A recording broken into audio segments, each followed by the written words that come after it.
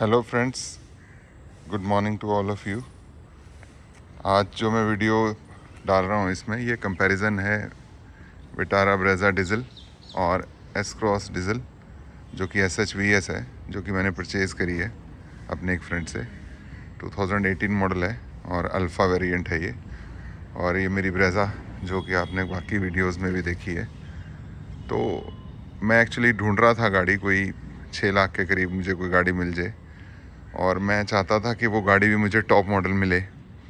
और ब्रेज़ा तो मैं यूज़ कर ही रहा था, तो फैमिली में एक गाड़ी की और ज़रूरत थी। तो मैंने नई में जाने की जगह मैंने कहा क्यों ना एक कोई अच्छी गाड़ी मिल जाए तो मैं परचेज़ कर लूँ। तो ये गाड़ी 2018 मैंने परचेज़ करी एस क्रॉस, जो कि अल्फ़ा वेरिएंट है।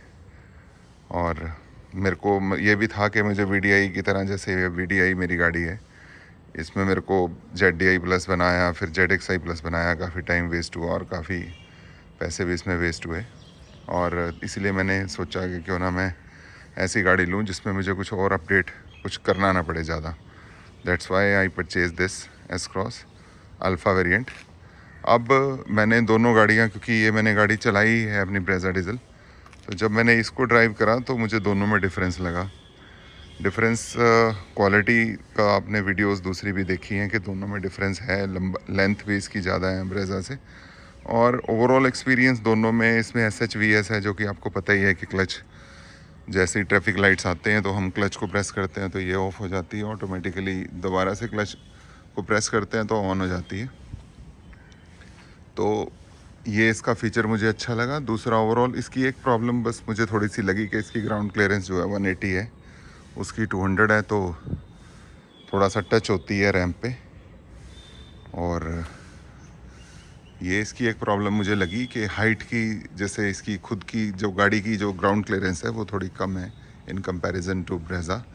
मेरे घर में मैं ब्रेज़ा को पार्क करता हूँ तो कहीं टच नहीं होती, लेकिन जो ये गाड़ी है, क्योंकि ये 20 mm इसकी कम ग्राउंड क्लियरेंस है, तो ये क्या बोलते हैं उसको, टच हो जाती है। और दूसरा कारण टच होने का मेरे को ये लगा है कि जैसे मेरे जो बच्चे हैं वो इसको बाहर निकालते हैं गाड़ी को घर से, ड्यू टू माई वेट, कि मेरी वेट की वजह से भी ये इसकी जो सस्पेंशन है वो रिलेटिवली ब्रेज़ा के मुकाबले सॉफ्ट सस्पेंशन है। और दूसरा, मैंने एक चीज़ और नोट करी कि मैंने इसे 160 पे चलाया, तो 160 पे इसकी स्टेबिलिटी ब्रेज़ा से बेटर थी। तो ओवरऑल ब्रेज़ा से बेटर एस क्रॉस है, लेकिन मार्केट में थोड़ा सा ये है कि मार्केट में ब्रेज़ा के कंपैरिजन में इसकी वैल्यू कम लगती है। इसलिए मुझे 2018 मॉडल है ये ब्रेज़ा, अगर मैं ZDI प्लस लेता तो वो महंगी मिलती, करीब 1 लाख का डिफरेंस तो रहता ही है, 1-1.5 लाख का। तो 1.5 लाख रुपए आपको सस्ती मिल जाती है एस क्रॉस, अगर वो अच्छी कंडीशन की है, एक्सीडेंट नहीं है। और ओवरऑल क्वालिटी, क्योंकि मैंने अल्फ़ा ली तो इसमें मैंने 2 ही चेंज करे हैं। एक तो मैंने, वही आपको मालूम ही है कि मैंने इसमें भी स्टीयरिंग व्हील जो था वो चेंज किया, इसमें ये मैंने फ्लैट बॉटम लगाया। और दूसरा, मुझे कुछ करने की ज़रूरत पड़ी नहीं, क्योंकि इसमें लेदर सीट कवर्स कंपनी के फिटेड हैं, तो जिसकी की क्वालिटी बहुत प्रीमियम है। स्टीरियो भी मैंने कोई चेंज नहीं किया, क्योंकि वो तो बॉश का है। और इन फ्यूचर मैं सोच सकता हूँ, क्योंकि इसमें वायर्ड एंड्रॉयड ऑटो और एप्पल कारप्ले चलता है। और उसका एक फ़ायदा इसका ब्रेज़ा के मुकाबले इसमें ये है कि आप इस बॉक्स के अंदर, जो ये सेंटर में आर्म रेस्ट है, इसके अंदर ही इसका सॉकेट है जिसमें आप लगा के मोबाइल रख के इसको चला सकते हैं, इसका एप्पल कारप्ले और एंड्रॉयड ऑटो। स्टीयरिंग व्हील मैंने चेंज कर दिया, क्योंकि थोड़ा सा वो आपको मालूम ही है कि वो जो पुराने वाला स्टीयरिंग व्हील है जैसे ब्रेज़ा में था, तो वो थोड़ा आउटडेटेड सा लगता था। बाकी इसमें लेदर का ये है, और मतलब ओवरऑल क्वालिटी चलाने की, इसमें IRVM भी ऑटो है जो कि मुझे नहीं लगाना पड़ा। और सनवाइज़र जो इसके आगे जो लगे हुए हैं उसमें लाइट्स हैं, और आर्म रेस्ट भी है इसमें। सीट्स की फ़िटिंग बहुत अच्छी है, और इसकी सीट जो हैं उससे उसकी साइज़ में भी जो थाई सपोर्ट है वो ज़्यादा है इन कंपैरिजन टू ब्रेज़ा।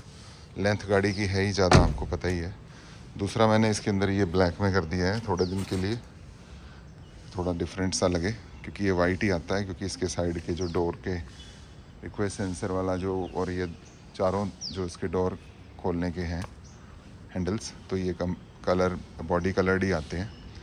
और बटन से इसके मिरर ओपन वो भी मुझे करने की ज़रूरत नहीं है। और इसके रूफ रेल्स सिल्वर कलर के आते हैं। तो मैं अल्फ़ा के लिए ही गया। एक्चुअली आई वाज लुकिंग कि मुझे 1.6 मिल जाए।